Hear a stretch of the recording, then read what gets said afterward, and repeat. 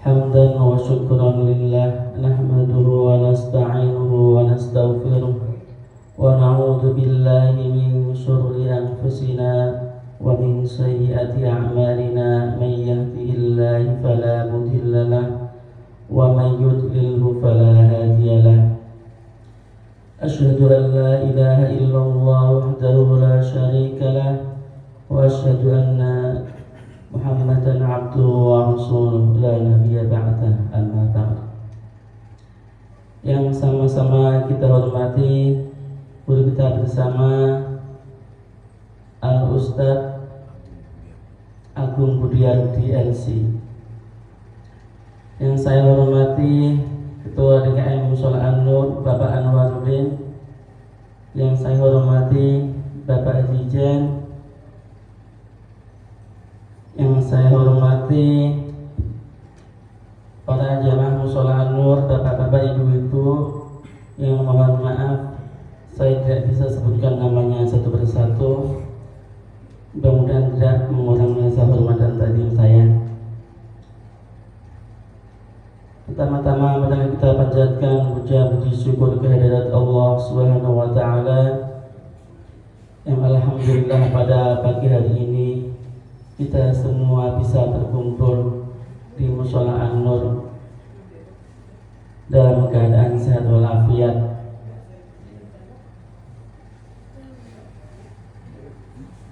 Keduanya salawat dan salam semoga tercurah ke pangkuan beliau baginda Nabi besar Muhammad sallallahu alaihi wasallam beserta keluarga dan sahabatnya, dan mudah-mudahan salawat dan salam pun itu sampai kepada kita semua. Amin Allahumma amin. Hadirin wal hadirat jamaah Mushola An-Nur yang saya hormati, sebelum kita melaksanakan kajian subuh kita, saya akan bacakan susunan acara pada pagi hari ini. Adapun acara yang pertama ialah pembukaan, dan acara yang kedua ialah sambutan, dan acara yang ketiga ialah inti pengajian dan doa. Yang keempat adalah nanti ada acara makan-makan sarapan pagi raya. Namun sebelum kita buka, marilah kita bacakan suratul Fatihah. Mudah-mudahan acara pada pagi hari ini berjalan dengan lancar. Ala hadinya wa ila hadinya Mustafa Muhammadin sallallahu alaihi wasallam. Al-Fatihah. A'udzu billahi minasyaitonir rajim. Bismillahirrahmanirrahim. Alhamdulillahirabbil alamin arrahmanir rahim maliki yaumiddin. Iyyaka na'budu wa iyyaka nasta'in. Ihdinas siratal mustaqim. Siratal ladzina an'amta 'alaihim ghairil maghdubi 'alaihim waladdallin. Amin. Acara yang kedua ialah sambutan yang akan disampaikan oleh Bapak Ketua DKM Mushola An-Nur Bapak Anwaruddin. Kepadanya dipersilahkan.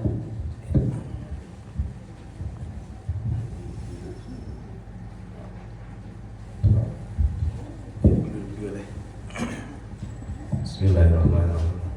Assalamualaikum warahmatullahi wabarakatuh. Alhamdulillahirabbil alamin wa binasta'in ala umuri dunya waddin. Wassalatu wassalamu ala asrofil mursalin nabiyina Muhammadin sallallahu alaihi wasallam wa ala alihi wa ashabihi wa tabi'ihim bi ihsani ila yaumil amma ba'd. Alhamdulillah, kepada yang terhormat Ustadz Agung Budiardi LC yang telah berkenan hadir di Mushola An-Nur ini untuk memberikan tausiahnya. Pada yang terhormat Bapak RT Pak Cahyo dan sesepuh Puri Ciner Hijau Pak Zen, dan juga jamaah semua warga Puri Ciner Hijau dan juga para pengurus DKM yang kami hormati, yang mohon maaf tidak dapat kami sebutkan satu persatu. Alhamdulillah, puji dan syukur kita hadirkan kepada Allah SWT, kita dapat berkumpul di acara kajian mingguan ba'da subuh ini dengan tema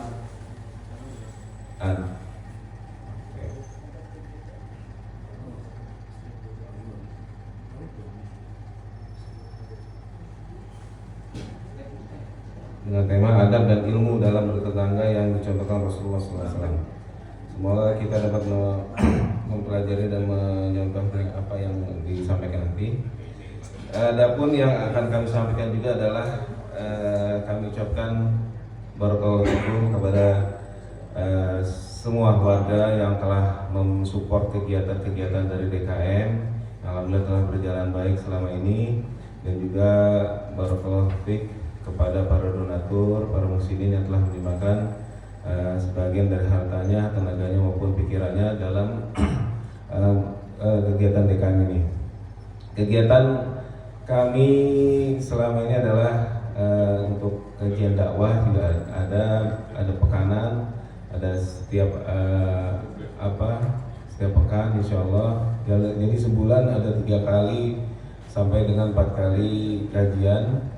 Terus juga ada kegiatan tahsin. Sekarang ada tahsin anak-anak, dan anak-anak ada 2 kelas ya. Kami juga rencananya akan membuka kelas untuk tahsin bapak-bapak nih. Mungkin bapak-bapak yang masih minat mau belajar tahsin, kita adakan nanti kelas baru lagi, dan juga untuk remaja dan ibu kalau memungkinkan. Demikian yang dapat saya sampaikan. Lebih kurang mohon maaf. Wabillahi taufiq wal hidayah. Wassalamualaikum warahmatullahi wabarakatuh.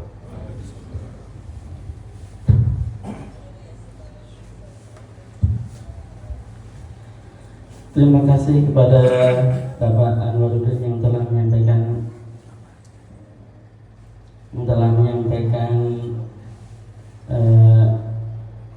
kepada kita semua.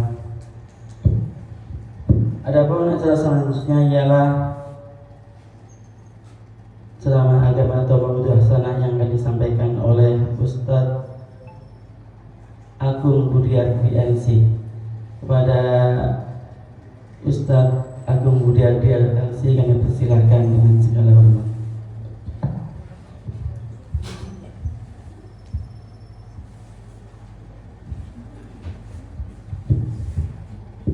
Bismillahirrahmanirrahim. Saya izin duduk ya Pak ya. Silakan ya Pak. Sudah disiapkan. Ya, Bismillahirrahmanirrahim. Assalamualaikum warahmatullahi wabarakatuh. Waalaikumsalam warahmatullahi wabarakatuh. Alhamdulillah wa syukurillah wa la hawla wa la quwwata illa billah. Ya ayyuhalladzina amanu ittaqullaha haqqa tuqatih wa la tamutunna illa wa antum muslimun. Rabbi shrah li sadri wa yassir li amri wa hlul 'uqdatam min lisani yafqahu qawli. Amma ba'du. Alhamdulillah, kita bersyukur kepada Allah Subhanahu wa taala atas segala nikmat yang telah Allah anugerahkan kepada kita, wabil khusus nikmat iman dan nikmat Islam. Ya, alhamdulillah Pak, sampai detik ini kita menjadi seorang muslim. Ya, ini merupakan hidayah taufik yang sangat besar dari Allah Subhanahu wa taala kepada hambanya. Kemudian nikmat sehat walafiat, sehat semua nih kayaknya semua. Sehat semua Pak ya? Bu sehat Bu? Enggak kelihatan soalnya. Sehat itu nikmat ya, sehat. Ya, kalau bangun tidur agak pegel-pegel dikit ya wajar ya Pak ya. Sehat. Dan itu Nabi alaihi salatu wasallam sampaikan, ni'matani mabghunun fihi ma katsirun minan nas, as-sihhatu wal faragh. Ada 2 nikmat yang kita lalai dari bersyukur kepadanya. Yang pertama adalah nikmat sehat, yang kedua adalah nikmat waktu luang. Kita bisa duduk ketemu di Mushola An-Nur, Masya Allah. Ini adalah nikmat. Kita bisa saling ketemu, saling silaturahim.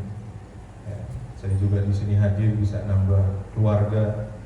Meskipun saya udah lama di sini tapi belum pernah. Tapi mungkin bapak-bapak pernah ada yang lihat saya ya. Nah, iya. Salawat dan salam senantiasa kita aturkan kepada baginda Nabi Muhammad SAW, kepada para sahabat, tabi'in, tabi'ut tabi'in, kepada kepada seluruh pengikut beliau yang dengan setia mengikuti ajaran beliau hingga akhir zaman nanti, ya. Untuk menghemat waktu, ya. Oh iya, kita juga tidak lupa la yashkurullah man la yashkurun nas, tidak bersyukur kepada Allah orang yang tidak bersyukur kepada manusia. Jadi saya terima kasih sudah diberikan kesempatan hadir di majelis yang mulia ini, ya, teman saya nih Pak Anwar, ya. Pak Ketua RT, para sesepuh, bini sepuh, para alim ulama yang ngapunten nggak bisa disebutkan satu persatu tanpa mengurangi rasa ta'zim saya, penghormatan saya kepada Bapak Ibu semua. Pagi hari ini sambil ngopi, ini ada yang warna merah nih. Teh apa ini Pak? Wedang uwuh Pak. Oh, wedang uwuh. Minuman Pak. Masya Allah. Tahu uwuh artinya? Kalau bahasa Sunda wedang Yang uwuh. orang Jogja mana? Yang orang Jogja? Pak, uwuh niku napa Pak? Apa tuh baca yuk? Enggak tahu. Palsu berarti. Tapi intinya berkasihan gitu aja ya.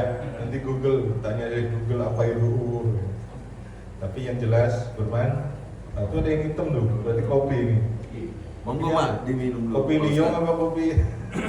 Ada dua macam. Masya Allah. Iya. Silakan sambil ngopi, sambil minum, kita santai aja. Yang penting ada yang masuk, ya. Cuman jangan keluar ya. Masuk, ada ilmu yang bisa kita serap, ya. Namanya juga nasihat, dzikra wa dzakir fa inna dzikra tanfa'ul mu'minin. Berilah pengingat karena pengingat itu penting bagi orang-orang beriman. Bapak Ibu sekalian, tema kita pagi hari ini berkaitan dengan adab dan ilmu kita dalam bertetangga. Ya. Dalam sebuah hadis Nabi alaihi salatu wasallam bersabda, hadis Bukhari Muslim dari Abu Hurairah radhiyallahu anhu, Rasulullah sallallahu alaihi wasallam bersabda, "Man kana yu'minu billahi wal yawmil akhir falyukrim jarahu." Siapa yang beriman kepada Allah dan hari akhir, hendaknya muliakan tetangganya. Wa man kana yu'minu billahi wal yawmil akhir falyukrim dhaifahu. Siapa yang beriman kepada Allah dan hari akhir, hendaknya muliakan tamunya. Wa man kana yu'minu billahi wal yawmil akhir falyakul khairan aw liyasmut. Siapa yang beriman kepada Allah dan hari akhir, hendaknya berkata yang baik atau diam, ya, diam, ya, atau diam saja. Jadi berkaitan dengan tetangga itu bukan hanya kaitannya dengan hablum minan nas saja, bukan hanya hubungan sosial saja, tetapi tetangga itu sudah masuk ranah keimanan, ya, sudah masuk ranah keimanan. Siapa yang beriman kepada Allah dan hari akhir, disebutkan hari akhir karena beriman kepada hari akhir ini akan memperkuat dalam segi amal. Kadang-kadang ada orang, ya, melakukan tindak kezaliman itu karena kurang beriman kepada hari akhir. Ada orang buang sampah sembarangan, ya, itu kira-kira Allah lihat nggak? Kira-kira kezaliman itu selesai nggak? Emang sampahnya dia di rumah selesai, ya, kelar karena udah dibuang ke sungai. Tapi sebetulnya urusan sampah itu udah kelar belum? Belum Pak. Ngalir ke sungai mana, ya? Di belakang ini ada sungai ya, Pasamurahan. Merusak alam, merusak habitat hewan-hewan yang hidup di situ. Belum lagi bikin mampet, wah macam-macam mudarat dari buang sampah. Agar orang bisa peka terhadap fenomena sosial ini, dia harus yakin terhadap kehidupan hari akhir. bahwa hidup di dunia ini sementara, bukan selamanya. Hidup ini hanya sebentar. Kata Nabi alaihi salatu wassalam, "Inna a'mara ummati baina 60 ila 70." Sesungguhnya umur umatku antara 60 sampai 70. Wa aqalluhum yajuzu dzalik. Sedikit yang lebih dari itu. Ya. Coba hitung-hitungan Pak, sekarang udah berapa? Pak Anwar udah berapa? 17. Masya Allah, 17.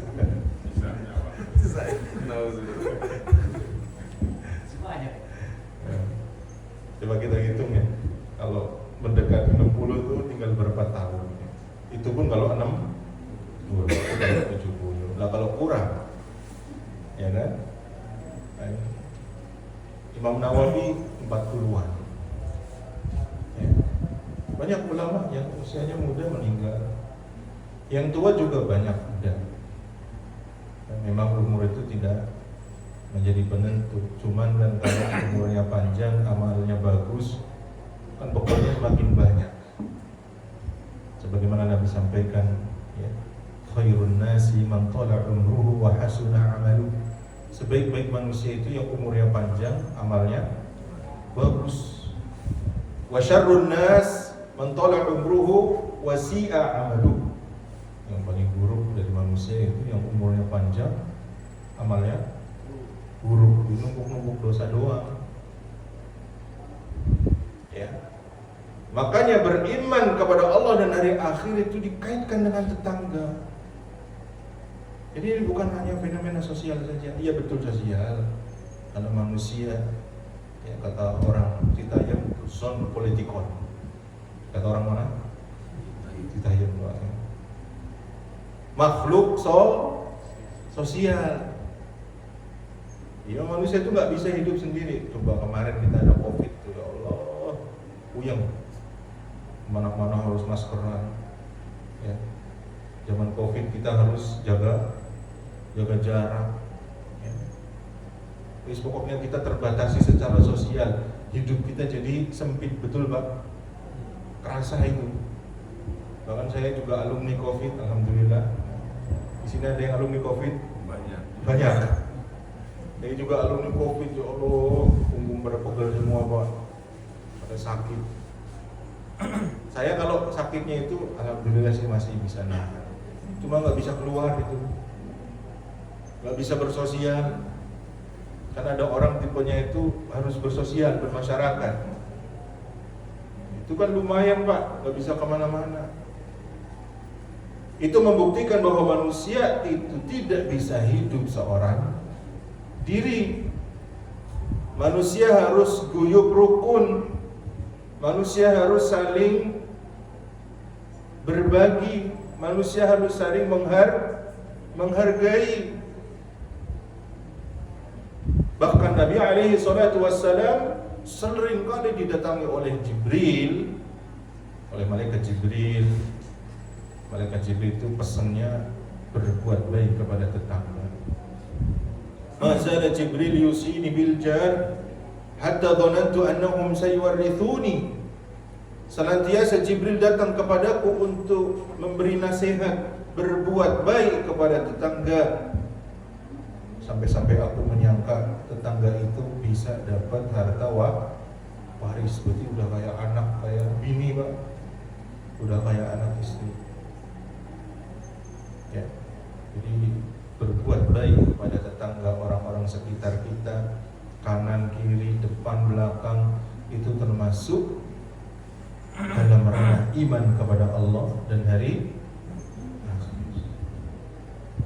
Ya, makanya Allah perintahkan dalam surah An-Nisa, wa'budullaha wa la tusyriku bihi syai'a wa bil walidaini ihsana wa bidhil qurba wal yatama wal masakin wal jari dhil qurba wal jaril junubi was sahibi bil jambi wa banis sabil. Sembahlah Allah, jangan kalian menyekutukan Allah, dan berbuat baik kepada orang tua. berbuat baik kepada orang-orang miskin, tetangga al-jari dzil qurba, kepada kerabat, kepada tetangga dekat, wal jaril junub, kepada tetangga yang jauh, wa benis sabil, dan orang-orang yang sedang melakukan perjalanan. Para ulama, kalau kita buka tafsirnya, tafsir Al-Qurtubi, Ibnu Jarir At-Tabari, Hafiz At-Tabari, tafsir Ibnu Katsir, tidak kurang dari beberapa makna. Makna al-jari bil qurba wal jari junub, tetangga dekat dan tetangga jauh. Makna yang pertama, tetangga dekat itu muslim, ada hubungan kerabat. Muslim ada hubungan kerabat. Kalau yang tetangga jauh itu non muslim, ya, tidak ada hubungan kerabat. Kadang-kadang kan kita punya tetangga keluarga masih ada hubungan ikatan keluarga, betul Pak ya? Apalagi orang Betawi itu rata-rata keluarganya ngumpul gitu. Makan nggak makan asal ngumpul. Padahal kalau ngumpul itu pasti ada makanan. Itu kaidahnya Pak. Kalau ngumpul-ngumpul pasti makan. Kalau ngumpul-ngumpul nggak makan kurang afdol. Kadang-kadang tetangga itu saudara. Maka dia punya dua hak. Yang pertama hak sebagai tetangga, yang kedua sebagai kerabat. Kalau dia muslim tambah satu lagi. Berarti haknya berapa? 3. Kerabat, tetangga, muslim. Double. Kalau dia bukan kerabat, ya, dia hanya tetangga saja, haknya 2. Tetangga sama muslim. Kalau dia bukan kerabat, ya, bukan muslim, punya satu hak apa? Bertetangga. Jadi Ustaz, berarti berbuat baik kepada tetangga itu termasuk yang muslim? Iya. Ada ya di sini yang muslim? Ada. Ya. Selama mereka saling menjaga toleransi di antara kita, saling menghargai. Allah berfirman dalam surah Al-Mumtahanah, la yanhaakumullahu 'anil ladzina lam yuqatilukum fid-din wa lam yukhrijukum min diyarikum an tabarruhum wa tuqsitu ilayhim innallaha yuhibbul muqsitin. Orang Arab, Allah, itu saya juga nggak tahu dari mana. Mungkin kalau orang Arab itu kalau takjub atau apa, Allah ya Allah, ya Allah. Sama orang kita akhirnya dibawa sini Allah gitu. Kadang-kadang kan gitu. Dikasih tahu pakai bahasa Arab, amin, amin. Ada itu videonya lucu ya. Habis bangun pesantren atau apa dikasih tahu, alhamdulillah ini pakai bahasa Arab. Amin, amin. Pokoknya bahasa Arab itu doa. Mungkin orang Arab itu takjub, masya Allah, Allah, Allah. Sampai sini Allah.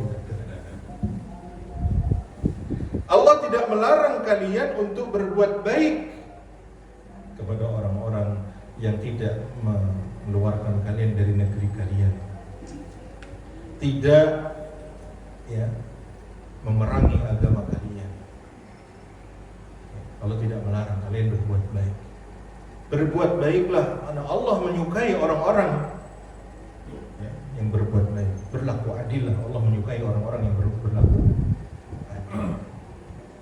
Ya, kalau kita lihat Pak, Palestina, ya, saudara-saudara kita di Palestina, masya Allah Pak, saat ini, ya, saya itu melihat video-videonya miris Pak. Banyak videonya berseliweran. Cuma kalau mau nge-share, itu kayak nggak tega. Gitu. Cuma kalau nggak nge-share, dunia ini merem. Jadi serba sama ya Pak ya. Sekarang ini terjadi genosida di Palestina. Tahu nggak Pak dulunya sejarah Palestina itu gimana? Palestina itu dulu pada masa Umar bin Khattab itu terjadi fath, pembukaan dakwah Islam sampai ke negeri Palestina. Banyak warga negara Palestinian masuk Islam. Yang dulunya Nasrani, yang dulunya Yahudi masuk Islam. Di dalam Islam tidak mengenal penjajahan. Yang dikenal adalah dakwah.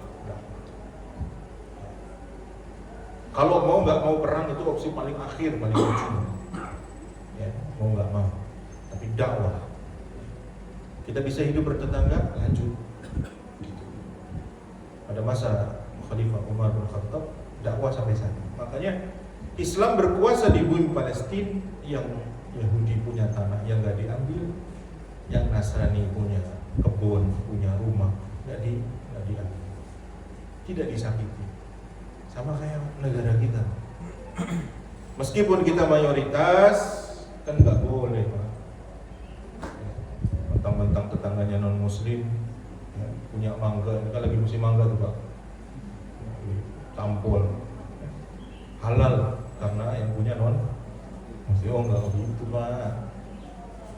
Muslim itu ada 4. Yang satu kafir mu'ahad, yang terikat perjanjian. Seperti Rasulullah melakukan perjanjian, namanya perjanjian Hudaybiyah. Itu nggak boleh Pak disakiti. Ada kafir namanya musta'min, yang minta perlindungan suaka. Kayak kedutaan besar. Mereka-mereka yang datang ke negeri kita non muslim tapi dapat visa, itu jaminan dari negara Pak, agar dia tidak diapa-apakan. Yang ketiga adalah kafir dhimmi, yang hidup di negeri umat Islam, diterapkan upeti atau pajak, jizyah.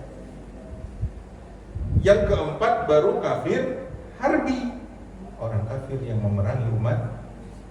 Jadi ada 3 ini. Ini damai semua ini Pak. Yang satu, dia bawa senjata, masa kita diem aja? Dia memerangi kita, masa kita pakai sendok? Ya kita perangi juga untuk melindungi nyawa kita, harta kita, kehormatan diri kita. Ketika dakwah Islam masuk ke bumi Palestina, Masya Allah, ribuan tahun itu Pak. Ribuan tahun, dari sejak zamannya Khalifah Umar bin Khattab sampai tahun 1800-an. 1800 itu berapa ribu tahun itu?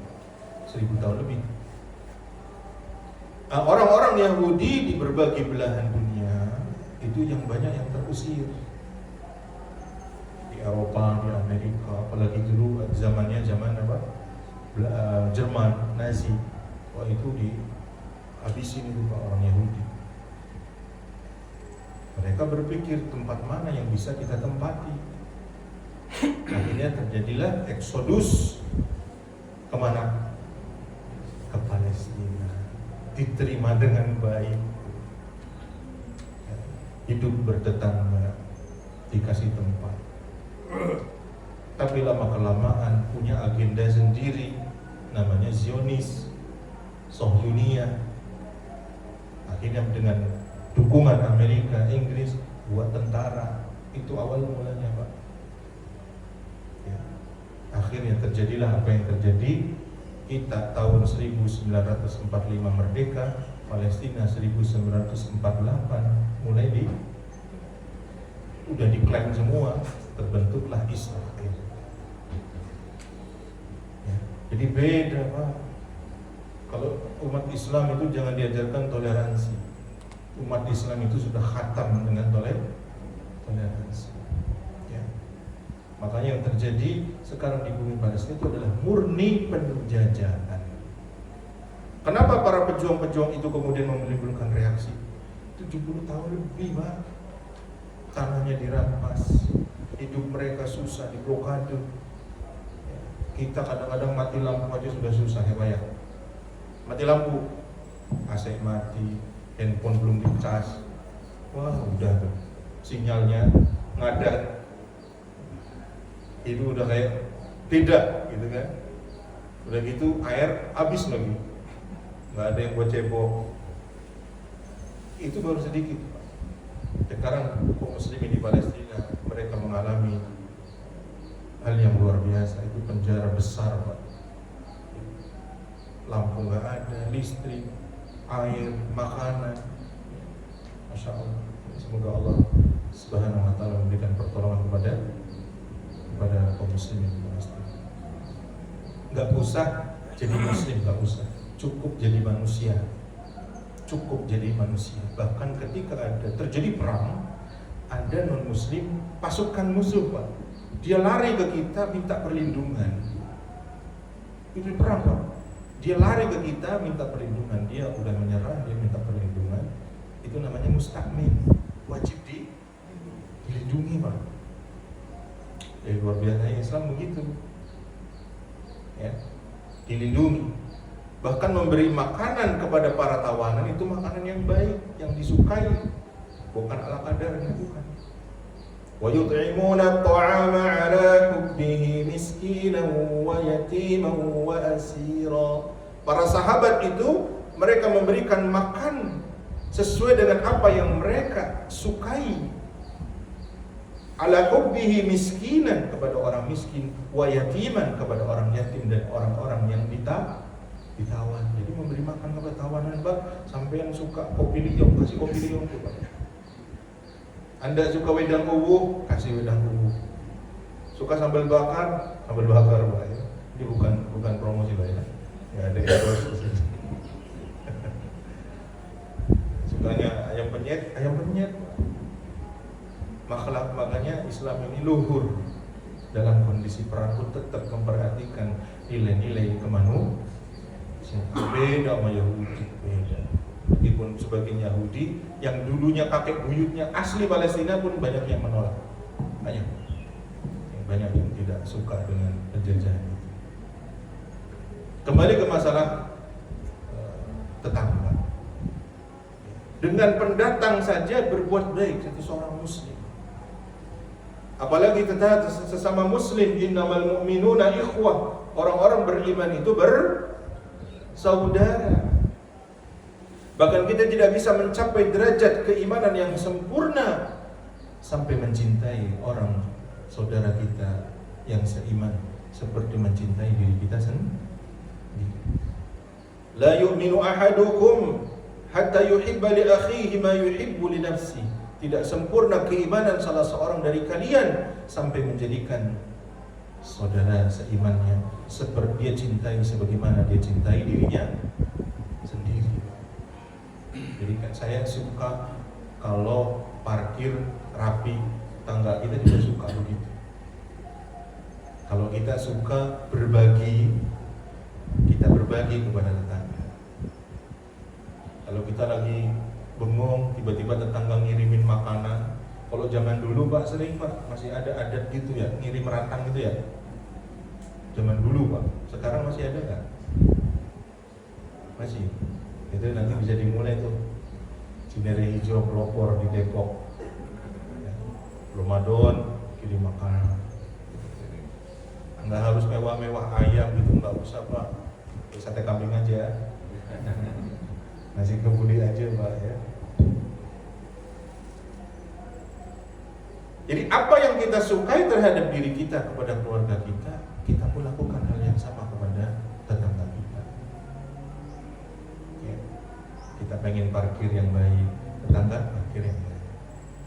Apa yang kira-kira buat kita suka, kita lakukan kepada orang dekat kita. Apalagi dia muslim, apalagi dia ikut berjamaah sholat. Makanya kata Nabi alaihi salatu wassalam dalam hadis sahih riwayat Ashabus Sunan dari Abu Hurairah radhiyallahu anhu, haqqul muslim 'alal muslimi sittun. Hak seorang beriman dari muslim yang lain ada 6. Ada berapa?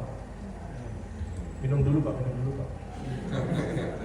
lama-lama kering juga ya. Hati-hati, minum dulu, Pak.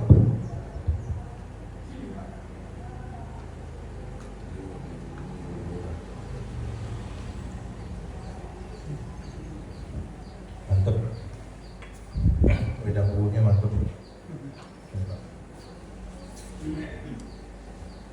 Kata Nabi alaihi salatu wassalam, haqqul muslim 'alal muslimi sittun. Hak muslim dari muslim yang lain ada 6. Idza laqitahu fasallim alaihi. Kalau kamu berjumpa, bertemu, maka ucapkan Assalamualaikum, karena itu adalah doa. Wa idza da'aka fa'ajibhu, kalau dia memanggilmu maka penuhi. Wabil khusus terkait dengan wali diundang datang. Wa idza stansahaka fansah lahu, kalau dia minta nasihat kasih nasihat, minta masukan, saran, kasih saran. Wa idza atisa fahamidallahu fashammidhu, kalau dia bersin kemudian mengucapkan alhamdulillah, ya, maka ucapkan tasmid, yarhamukallah. Wa idza marida fa'udhu, kalau dia sakit maka jenguk. Wa idza mata fatba'hu, kalau dia meninggal maka iringi jenazahnya. Itu buat. Ya, ini sebagai koreksi saya juga kepada orang-orang di sekitar kita, kepada seorang muslim. Kalau bertemu jangan ngaceng aja, Pak. Ya, kalau bisa ketemu dengan saudara, dengan tetangga, ya, lakukan 3S. Senyum, salam, sapa.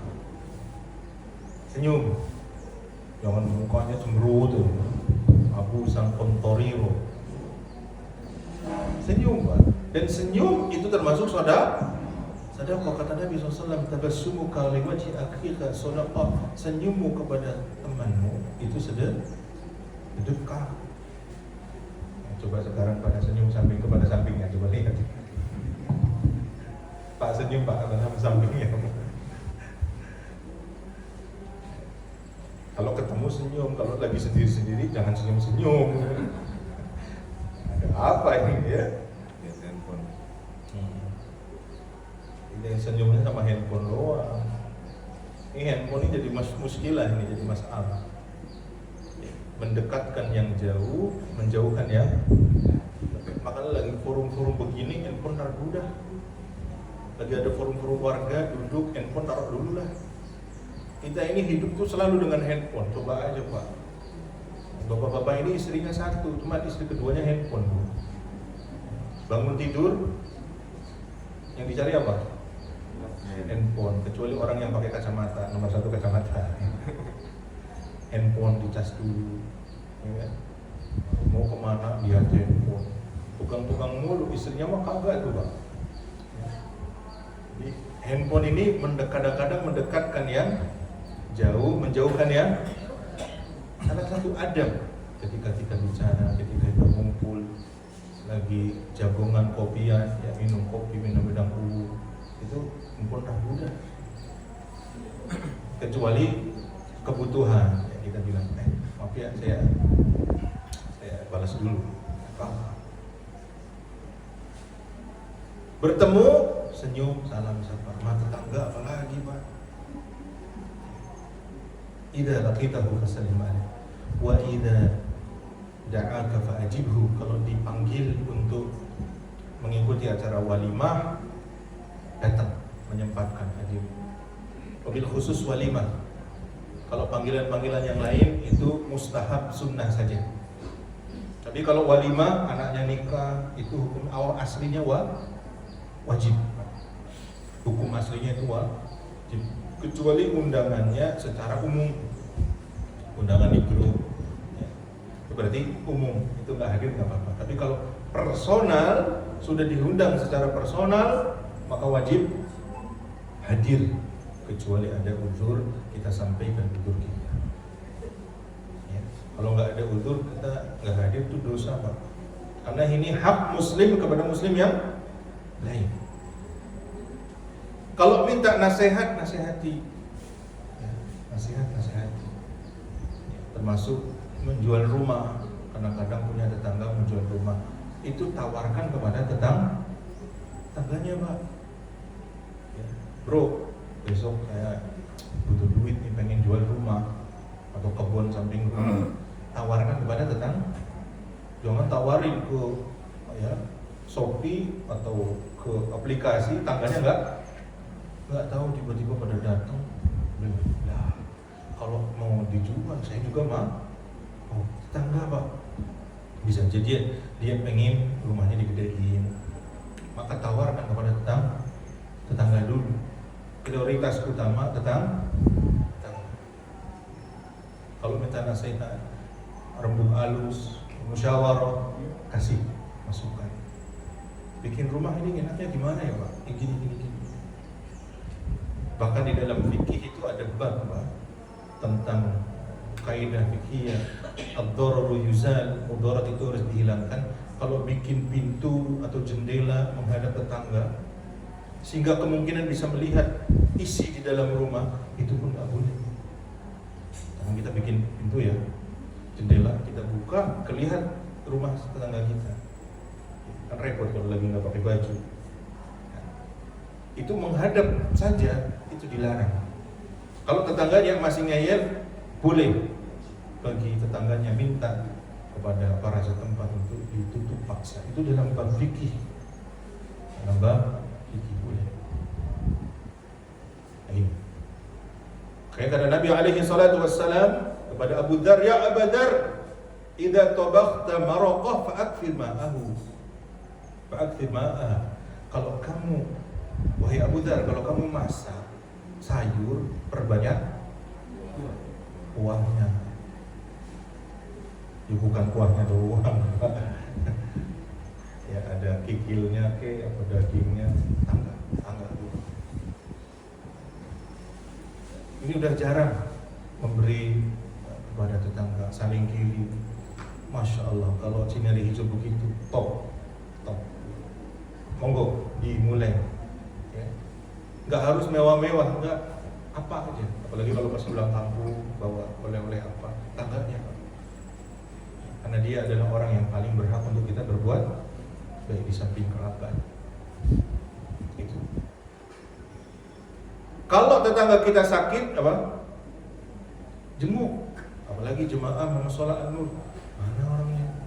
Dia sakit Pak. Itu fungsi sholat jemaah itu begitu. Fungsi sholat jemaah salah satunya gitu.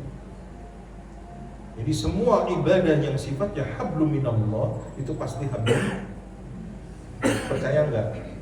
Kadang-kadang kan ada orang yang bagi-bagi, Ustaz, saya yang penting baik sama orang. Ya, tapi aku sholat saya enggak. Keliru Pak. Semua yang hablum minallah pasti hablum minallah. Percaya enggak? Sholat tadi hablum minallah, hubungan kita dengan Allah. Tapi itu hablum minannas, kita ketemu, kita ngobrol. Kok Pak itu enggak kelihatan ya, sakit, kita jemput. Hablum minannas. Puasa, hubungan kita dengan Allah. Pagi-pagi puasa, siang hari mampir ke warteg nggak ada yang tahu Pak, kecuali kepergok ya. Makanya ada bulan puasa warteg tutup, ya, warung Padang tutup, cuma kakinya banyak tuh ya. Itu hubungan dia dengan Allah. Kalau dia sembunyi-sembunyi, ya udah hubungan dia dengan Allah. Tapi dengan lapar dalam puasa, kita akan lebih empati, kita akan lebih merasakan kelaparan yang dirasakan oleh orang lain yang kadang-kadang lapar, puasa. Zakat, jelas zakat kita memberi. Haji itu hablum minannas enggak? Hablum minannas. Bertemu manusia, jutaan manusia di padang Arafah.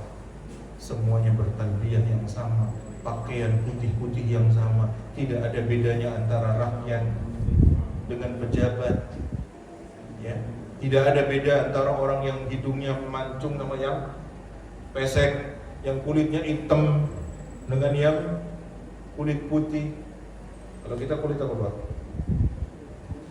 Sawo matang, sawo busuk, sawo mentah. Gak ada bedanya, itu kan hablum minannas. Tidak ada politik apartheid membedakan warna kulit, nggak ada Pak. Yahudi itu bedanya itu bangsa Israel, bangsa Yahudi, keturunan Yakub. Itu yang dimuliakan, yang lain enggak. Makanya nggak heran Pak. Itu mereka nggak mikir itu Pak, anak kecil rumah sakitnya jadi bom, nggak mikir mereka, karena mereka merasa mereka lah bangsa pilihan yang lain. Islam nggak seperti itu. Lihat Bilal bin Rabah radhiyallahu anhu. Begitu Bilal masuk Islam langsung dekat dengan Rasulullah. Padahal dia budak, secara sosial dia stratanya bawah, tapi dekat dengan Rasulullah. Secara kulit dia berkulit hitam, dari Habasyah, dari Ethiopia, tapi dekat dengan para sahabat. Itu menunjukkan Islam itu tidak membeda-bedakan warna kulit, tidak membeda-bedakan bangsa dan seterusnya. Ya, jadi kalau tetangga kita sakit kita jenguk, kalau meninggal kita urusi jenazahnya. Hak Muslim ada 4: memandikan, mengkafani, mensolatkan, dan menguburkan. Kata Nabi SAW, seorang yang ikut memandikan jenazah, seorang yang ikut menyolatkan jenazah sampai menguburkan, maka dia mendapatkan 2 qirat. Adapun orang yang mensolati saja, dia mendapatkan 1 qirat. Nabi ditanya, apa maksud dari qirat ya Rasulullah? Beliau menjawab, mithlu Uhud, seperti ya gunung Uhud, pahalanya gede banget. Jadi kalau kita ngurusin jenazah, pahalanya itu seperti gunung Uhud. Kalau nyolatin doang 1 Uhud. Kalau sampai mengantarkan ke kuburan, apalagi kuburannya dekat di depan, 2 Uhud. Gede banget pahalanya. Ya? Sayang kalau dilewatkan. Ya. Yaitu 6 hak dia menjadi seorang muslim. Apalagi dia menjadi tetangga kita, maka perlu kita lebih perhatian. Ya, itulah yang dituntunkan oleh Nabi kita Sallallahu Alaihi Wasallam, menjaga kerukunan, ya, tidak mendolimi, tidak mengganggu. Maka Nabi alaihi salatu wasallam pernah ditanya, ya Rasulullah, fulanah tusallil lail. Ya Rasulullah, ada seorang wanita, dia qiyamul lail, salat malam. Wa tu'dhi jaraha, dia mengganggu, menyakiti tetangganya. Ahiya fil jannah, apakah dia di surga? Kata Nabi, la. Ya Rasulullah, fulanah la tusallil lail, dia tidak salat malam. Wa tuhsin ala jariha, tapi dia baik kepada tetangganya. Ahiyya fil jannah, apakah dia di surga? Kata Nabi, nah, ya. Karena apa? Salat itu untuk dia sendiri, tapi berbuat baik tetangga itu manfaatnya untuk orang lain. Masya Allah. Dan Nabi alaihi salatu wasallam sampaikan juga, wallahi la yu'min, demi Allah tidak beriman. Wallahi la yu'min, demi Allah tidak beriman. Wallahi la yu'min, demi Allah tidak beriman. Man ya Rasulullah, siapa wahai Rasulullah? Beliau menjawab, alladzi la ya'man jaruhu bawa'iqahu, seorang tetangga yang tidak merasa aman dengan gangguannya. Ada tetangga itu gangguan, kalau dibikin di komplek itu bikin beban terus, ya. Iuran sampah kagak bayar, sampahnya berserakan kemana-mana, ya. Kemudian bikin gaduh terus. Insya Allah sih kalau di Cinerejo nggak ada, Insya Allah. Kemudian di grup, ya, agar suasana kondusif. Kadang-kadang kita ketemu nggak ada masalah. Ya, budaya kita, Pak, orang Timur, terutama orang Indonesia, Nusantara ini baik. Kita guyup rukun, beda, no problem, nggak ada masalah, ya Pak ya. Imamnya kunut, makmumnya nggak kunut, biasa nggak? Biasa. Kadang-kadang yang ngipas-ngipas ini nih, perbedaan itu dimunculkan untuk jadi gesekan. Saling menghormati saja. Apalagi ya dalam masalah-masalah yang sejak ratusan tahun dulu, Imam Syafi'i, Imam Ahmad, Imam Malik, Imam Abu Hanifah, itu sudah berbeda, Pak, apalagi otak kita. Imam Abu Hanifah berguru kepada Al-Imam Muhammad bin Abi Salamah. Muhammad berguru kepada Al-Imam Al-Hasan Al-Basri. Al-Hasan Al-Basri berguru kepada Abdullah bin Umar. Abdullah bin Umar berguru kepada siapa? Rasulullah. Al-Imam Abu Hanifah punya murid namanya Muhammad bin Hasan Asy-Syaibani. Ini gurunya Imam Syafi'i. Imam Syafi'i berguru kepada Imam Malik. Imam Malik punya guru namanya Imam Nafi'. Imam Nafi' muridnya Abdullah bin Umar. Abdullah bin Umar muridnya Rasul. Imam Syafi'i muridnya Imam Malik sampai meninggal pada tahun 179. Imam Ahmad berguru kepada Imam Malik, berguru kepada Imam Syafi'i. Ketemu. Jadi berbeda sejak dulu tuh biasa. Selama itu dalam koridor madhab, no problem. Yang satu cingkrang, yang satu nggak cingkrang, asalkan nggak sombong. Nah, ada masalah. Sejak dulu Pak, yang satu kunut, yang satu enggak. Jadi tadi saya pun mau sholat, siapa yang jadi imam? Biasanya kunut atau tidak? Kalau biasanya kunut, saya persilahkan. Tapi nggak apa-apa, biasa Ustaz. Biar saya jadi imam, begitu. Ya. Makanya bahkan Al-Imam Muhammad bin Hasan Asy-Syaibani, muridnya Al-Imam Abu Hanifah, berkunjung di markas dakwahnya Imam Syafi'i. Hanafi itu kan madhab Hanafi nggak kunut Pak, tapi dipersilahkan menjadi imam. Akhirnya Pak, kunut juga kan. Asik nggak begitu? Asik, enak, karena saling menghargai, saling seling. Selama ada koridor madhab. Tapi kalau nggak ada koridor madhab, ini namanya nyeleneh, bukan perbedaan tapi penyimpangan. Misalkan kayak di Solo tuh, Indramayu Pak, atau kayak khotibnya perempuan, ya, ada wacana, imamnya wacananya perempuan. Ini penyimpangan Pak, penyimpangan. Jadi ada penyimpangan, ada perbedaan. Ada juga ketergelinciran ulama. Sholat itu yang boleh dikosor itu yang 4 rakaat, ngapunten.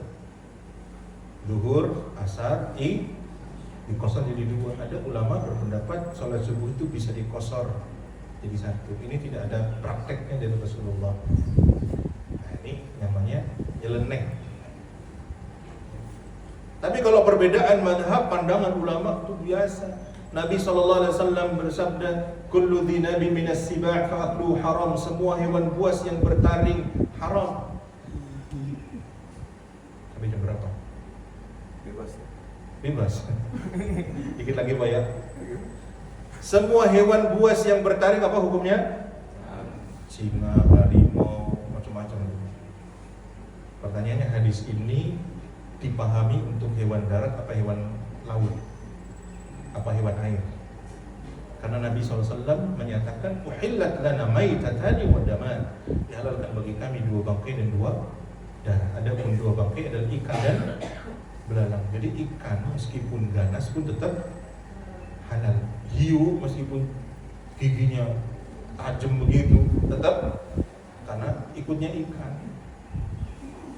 Jadi hadis itu konteksnya, pemahamannya adalah binatang darat, harimau, singa, apa lagi Pak? Kucing, macam-macam. Yang buas, bertaring dan buas. Kalau kucing itu diharapkan karena dilarang membunuhnya. Makanya para ulama bersepakat kalau itu adalah singa, harimau haram, oke. Tapi buaya itu binatang air apa binatang darat Pak? Itu madhab masuk di situ. Pendapatnya Imam Syafi'i, buaya, timsah itu binatang darat karena dia bernapas dengan paru-paru. Dan buaya itu hewan yang berdarah dingin sehingga dia butuh panas, sehingga buaya itu sering berjemur tuh di air apa di darat? Di darat, sehingga ini binatang darat, haram. Madhabnya Imam Malik, buaya itu meskipun buas apa binatang air, maka dia posisinya seperti ikan hiu, halal. Barangkali nanti ya sampean melihat atau tahu di sebuah negeri, terutama di daerah Afrika Pak, yang banyak madhab Maliki, itu buaya itu dimakan, diburu dan dimakan. Karena keyakinannya seperti itu. Jadi hadisnya sama, tapi menghukumi hewan per hewan itu beda. Ya. Kalau bapak-bapak ini buaya itu binatang darat atau binatang air? Nah, kalau buaya darat jelas haram, sepakat semuanya. Bu, buaya darat haram ya Bu ya? Haram jelas. Jadi masalah ini namanya tahqiq al-manat. Bagaimana menghukumi itu, Pak, kotoran hewan, yang hewan itu haram dimakan, kotoran singa, kotoran ya, anjing, kotoran haram semua, sepakat ulama. Nah, kan itu. Luwak itu termasuk haram apa tidak? Bertaring? Buas? Kotorannya?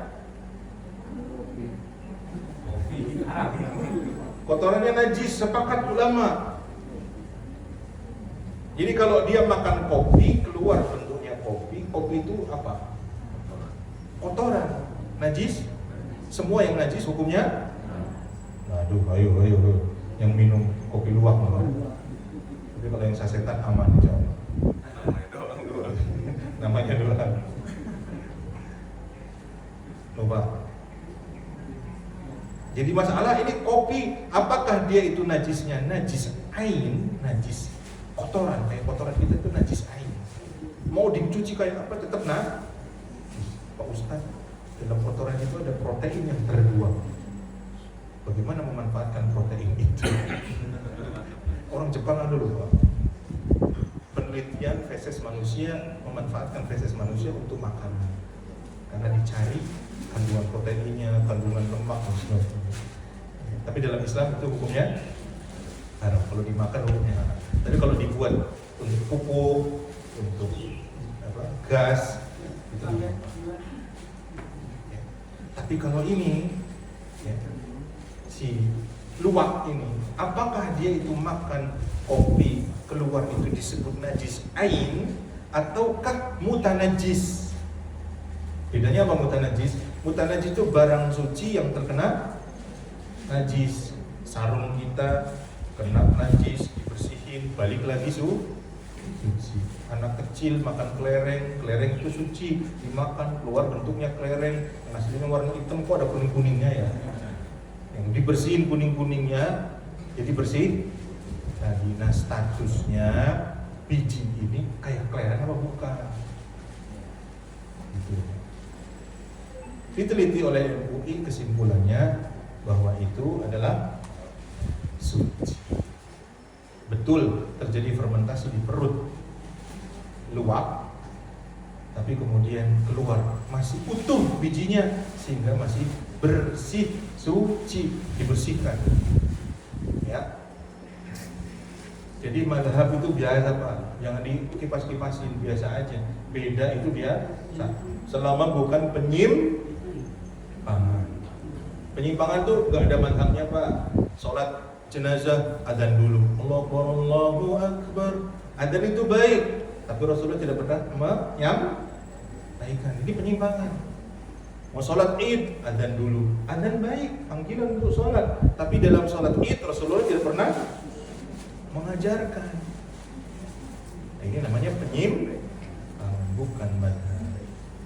Kalau kita paham konsep seperti ini, kita akan lapang dada Pak. Ya. Yang sono madhabnya sini, yang sono madhabnya sono, udah nggak apa-apa lah.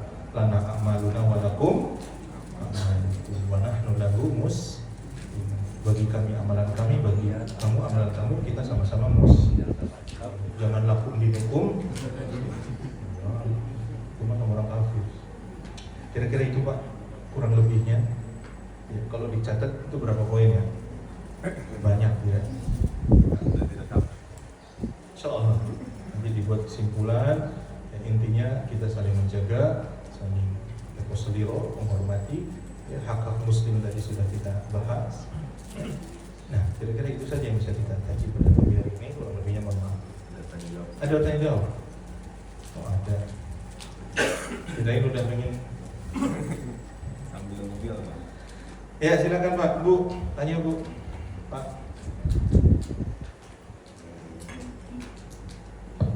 Ada pertanyaan Ibu-ibu? Bapak-bapak. Kalau nggak ada saya yang nanya.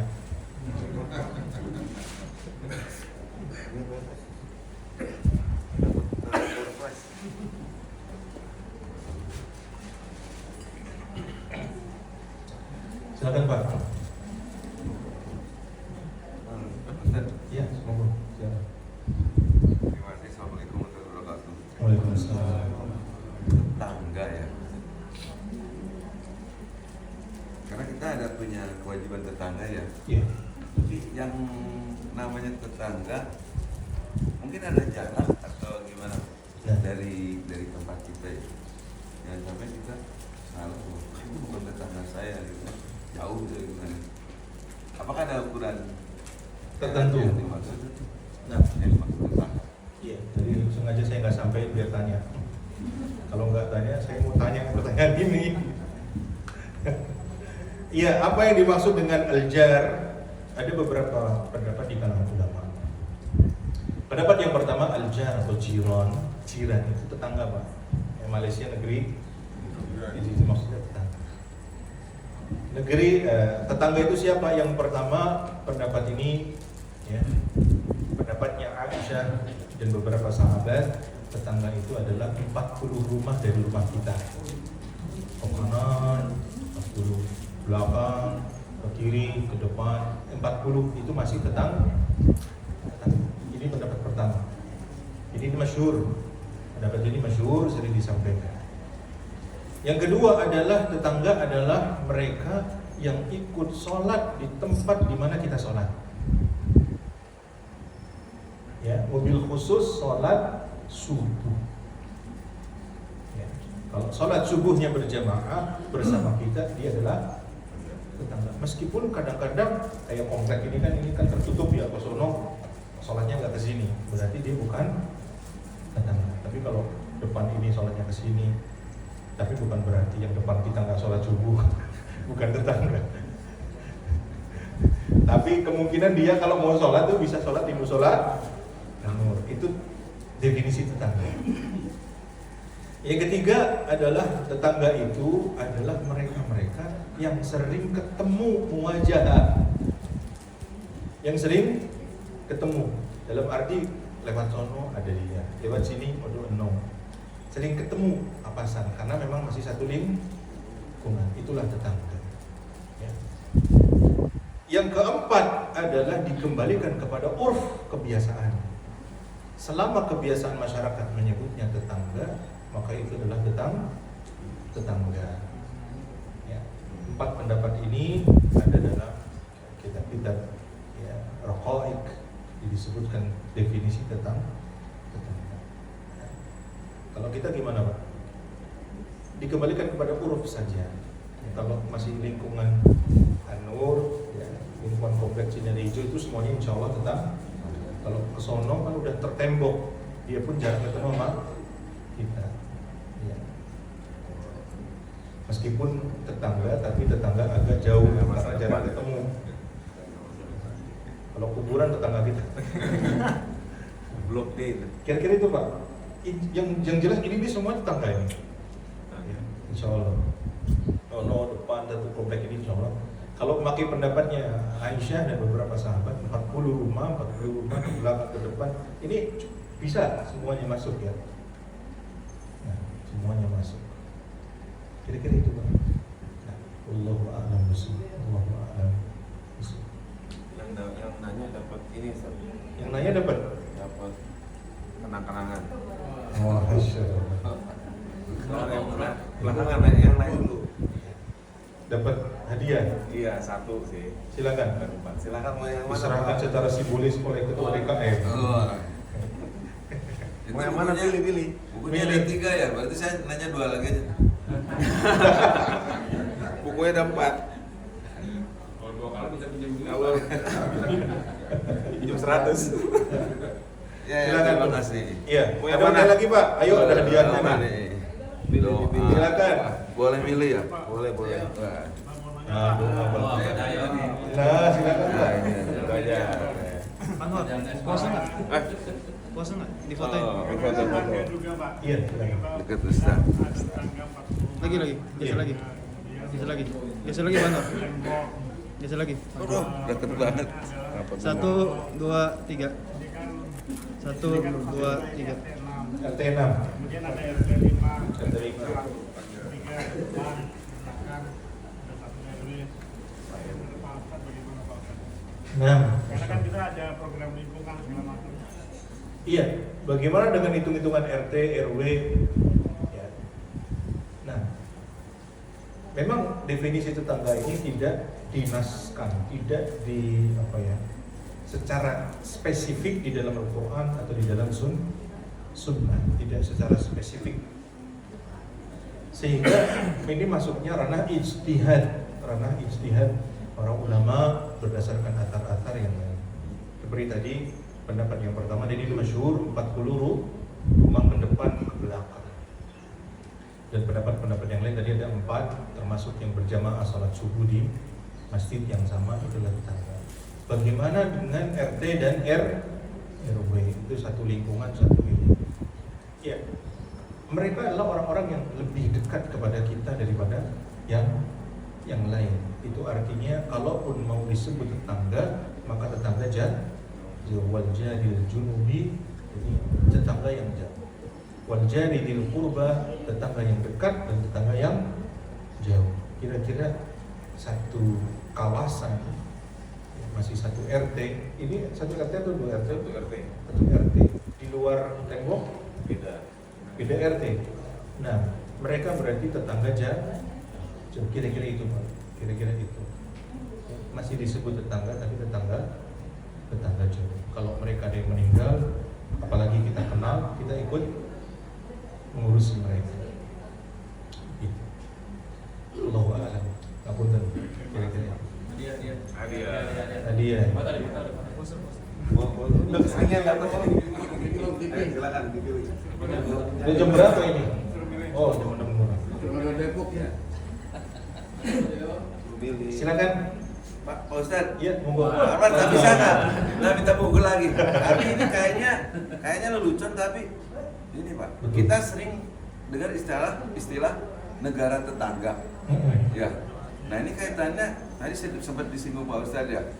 Negara Palestina ini sedang dijajah. Apa kewajiban negara tetangga? Kok kayaknya membiarkan ya, tidak ada yang membantu. Iya. Sampai tadi ini bukan masalah agama lagi, udah penjajahan. Iya. Udah hilang genosid di sana tuh ya. Kewajiban negara tetangga itu menurut pandangan agama gimana? Nah, bagaimana kewajiban negara tetangga dalam masalah ini? Kalau kita bahas hukum Islam, maka al-mu'minu lil-mu'min kal-bunyan yashuddu ba'duhum ba'dha. Muslim dengan muslim yang lain itu menguatkan satu dengan yang lain. Jadi muslim dengan muslim itu bersaudara. Innamal mu'minuna ikhwah. Saudara kita lagi dizalimi, kita wajib membantu. Itu hukum Islamnya seperti itu.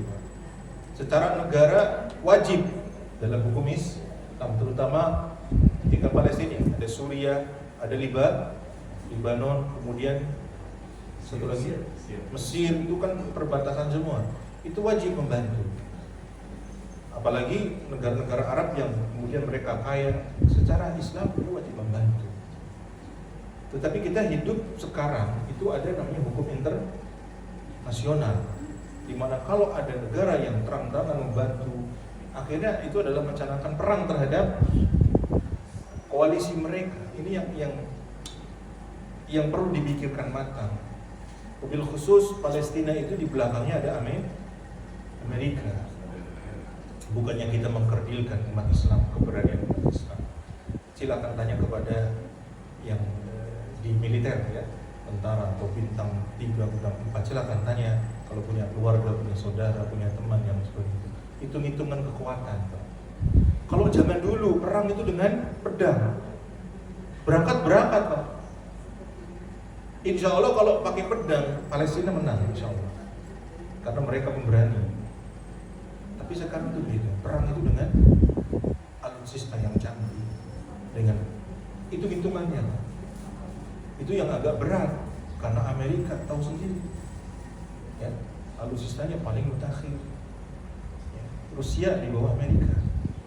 Bahkan seorang jenderal mengatakan kepada saya, sesungguhnya Pak, kalau Amerika ingin menyerang Indonesia itu gampang sekali. Anggaplah di Jakarta ini dibombardir, hitungannya hitungan jam, selesai. Ibu kota lumpuh, selesai. Antum tahu ketika Irak diserang oleh Amerika, berapa jam? Dilumpuhkan semua oleh Amerika itu 10 jam. Dengan dalam pesawat, semua gudang-gudang amunisi dan sebagainya itu sudah dipetakan dengan jelas oleh Amerika. Baru jalur habis Pak, Irak itu. Jadi di sini yang perlu kita hitung-hitungi. Mungkin para pemimpin itu menghitung-hitung itu, karena di belakangnya ada Amerika. Ala kulli hal umat Islam sekarang dalam kondisi lemah.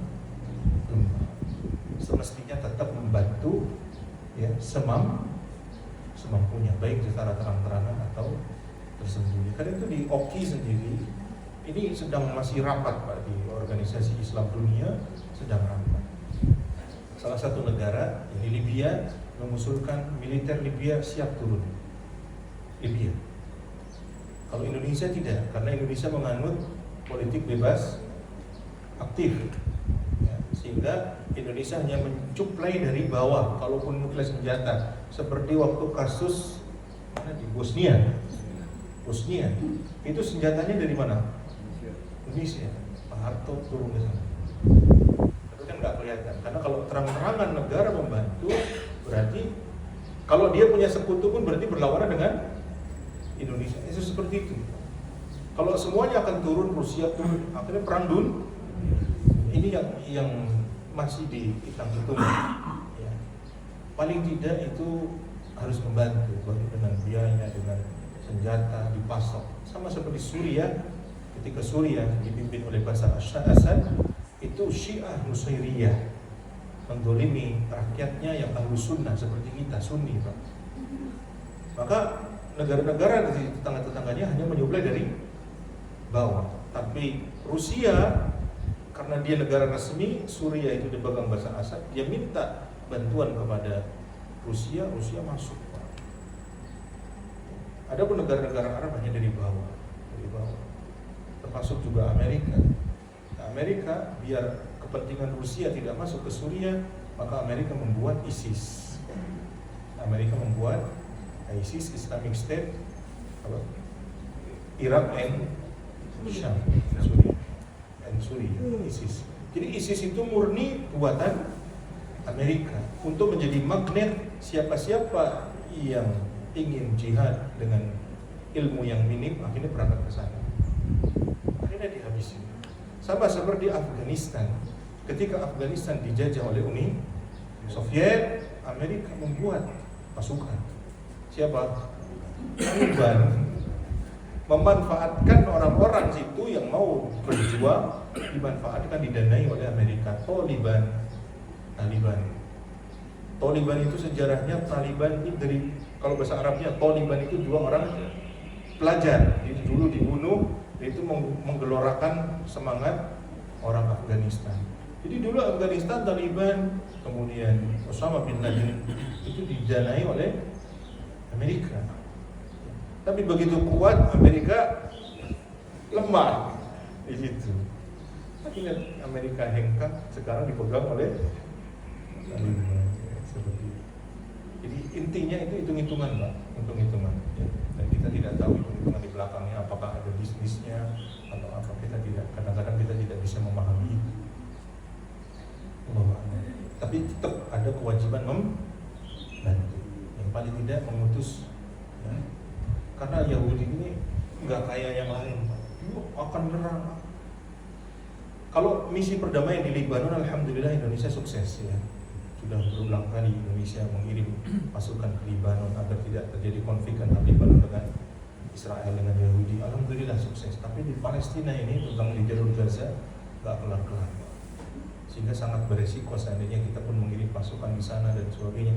Hitung-hitungannya itu akan dihabisin oleh militer Islam.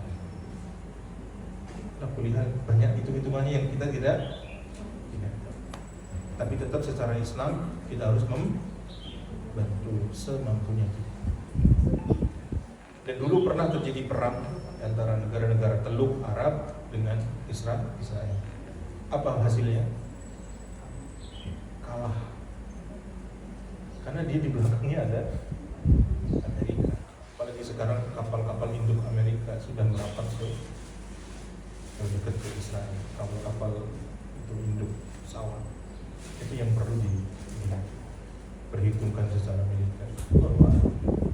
Tapi tetap kita wajib membantu ini mana dengan doa. Ya, kan ada pertanyaan lagi, kasih hadiah.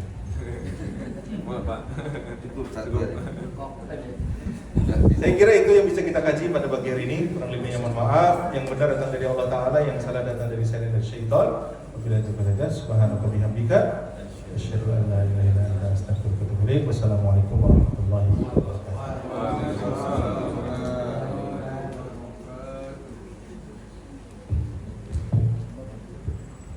Alhamdulillahirrahmanirrahim. Terima kasih kepada Al-Mukarram Al-Ustadz Agung Budiarti NC yang telah menyampaikan penjelasannya kepada kita semua.